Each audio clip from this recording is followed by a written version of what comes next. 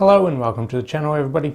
Today I'm going to be talking about the Lenovo Explorer and why I bought it in 2019.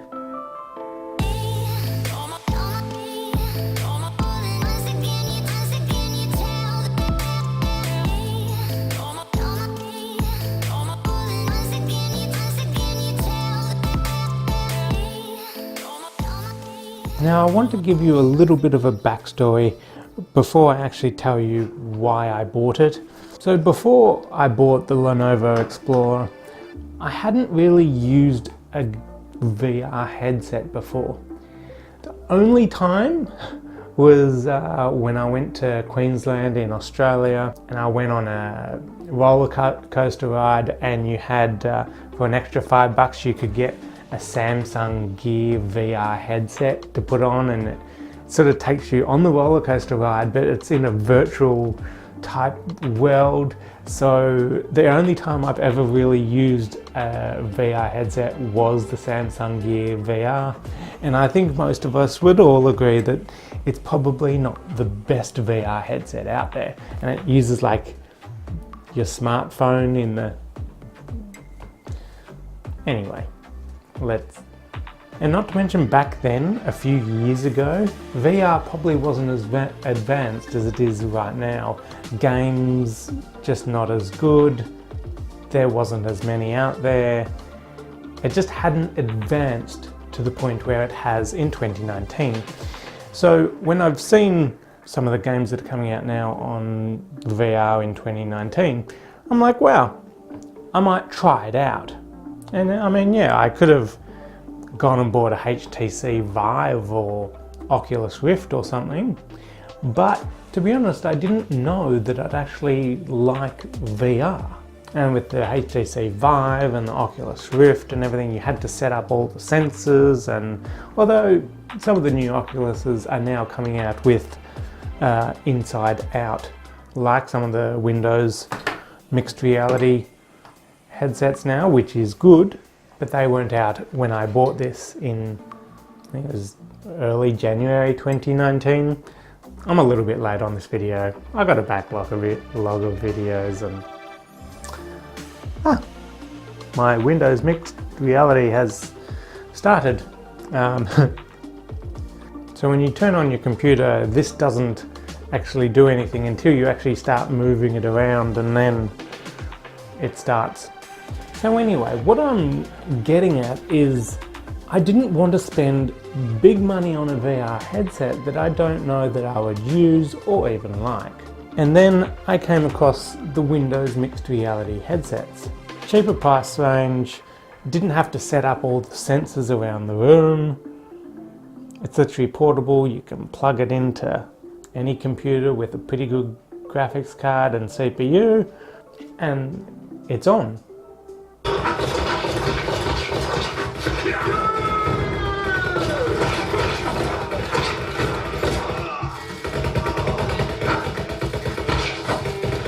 And Bluetooth, mind you, as well. You need Bluetooth for these Windows mixed reality headsets.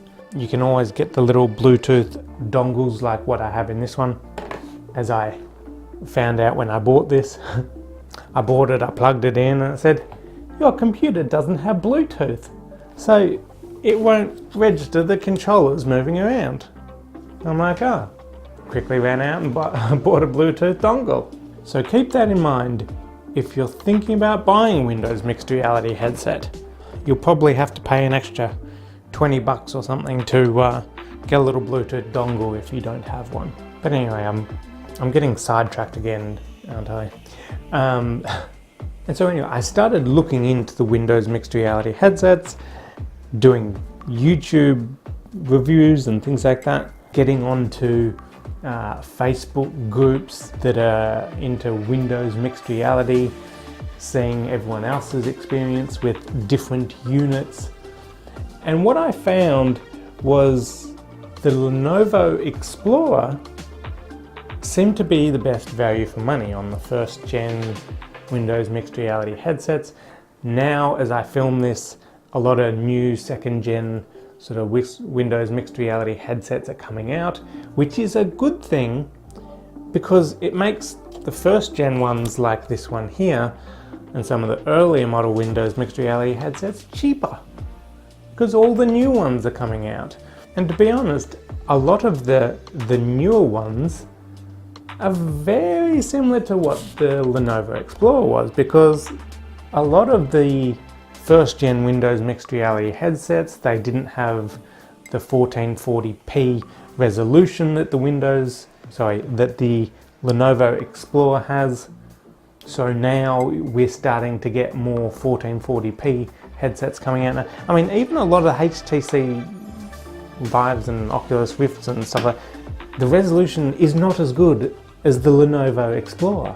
And you can pick up a Lenovo Explorer now for a few $100s, depending where you're going. There's a lot of sales, and I've heard in the US you can get them for about 200 USD. I bought this one for, I think, about 300 Australian dollars. And you get good resolution, albeit not as good as the new Samsung Odyssey, for example. And I think there's a new HP one coming out soon that I think has better resolution than this, but again, much more expensive. And if you're just wanting to try VR for the first time, and you can try it with a quality unit like the Lenovo Explorer for a few $100s right now, well, good deal. Another reason why I bought the Lenovo Explorer over the others, because in my research I found that they were more comfortable. Some, like the Acer, apparently around the nose, it's very annoying, and it's not very good. Everyone that has a Lenovo Explorer says that you can keep it on your face for hours on end and it's still comfortable.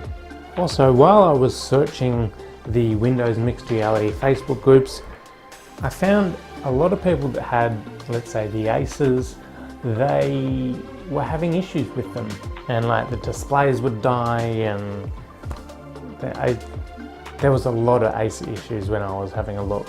And next to no one was complaining about issues on the Lenovo Explorer. The only issues people were really having is saying it got very hot around here, which I could say yes, mine does get hot. Hasn't been an issue to me. This also has a, so once you put your headset on, you can also put your headphones over the top and get some good quality audio. And it'll actually work with a mic as well, so you can use this in game. But let's talk about the bad things. And to be honest, there's not many. Yes, it's starting to get a bit dated now, but that's not a major concern considering the price point. The biggest issue with the Lenovo Explorer, in my opinion, would be no physical IPD adjustment. Now I'm hoping you know what IPD adjustment is. IPD is the distance between your eyes. Some people have eyes out here, some people have eyes in here. Most people have about a 64mm IPD, and the Lenovo Explorer will cater for that, and you can adjust virtual IPD a little bit between 61 and 67, but it's not as good as like the physical IPD you can move. So if you know your IPD and it's considerably more than 64 or considerably less, I would say maybe go for a Samsung Odyssey or a headset that has that manual IPD adjustment. But if it's around 64, this would probably be fine for you. Another small issue with all Windows mixed reality headsets, know that these little controllers here, they use a lot of batteries. And I would recommend using good batteries with these as well. Because you can use little cheap batteries, like two of these Chameleon AA batteries here. These will last about 2 to 3 hours max. So I would suggest not using cheap AA batteries in this, and instead using good rechargeable batteries. And I've found they can last much longer. For example, I've used like a whole pack of 10 of these, 2 to each controller, by the way. You'll go through like 6 of these in the time you'll go through 2 normal rechargeables. Maybe more of these, depending how bad your batteries are. But these ones are bad, don't use these.